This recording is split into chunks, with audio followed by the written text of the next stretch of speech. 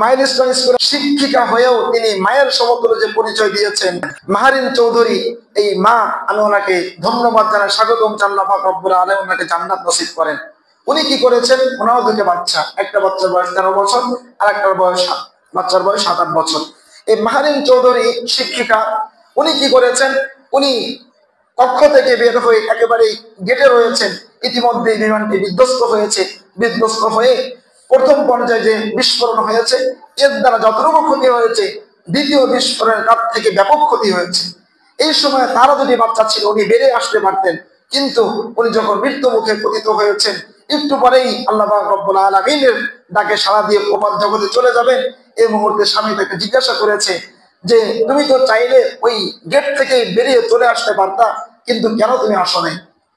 এই মাহারিন চৌধুরী মা আমার, উনি কি জবাব দিয়েছে যে ঠিক আছে, আমি আসতে পারতাম, আমি তো বের হয়ে চলে আসতে পারতাম, নিজেকে বাঁচাতে পারতাম, আমার বাচ্চাদের মুখে হাসি ফোটাতে পারতাম, কিন্তু মনে রাখবেন যে বাচ্চাগুলো স্কুলের মধ্যে ছিল, যাদের আমি একজন শিক্ষিকা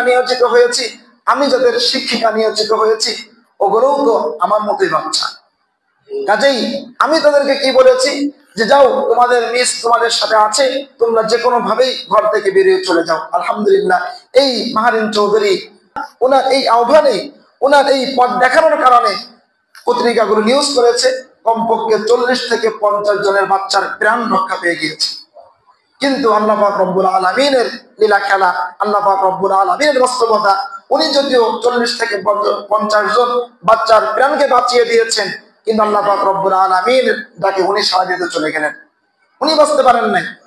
উনি ওই বিমান বিধ্বস্ত হওয়ার কারণে, বিস্ফোরণে উনি জ্বলে পড়ে সরকার হয়ে সন্ধ্যা 7:30টার দিকে ইন্তেকাল করেছেন।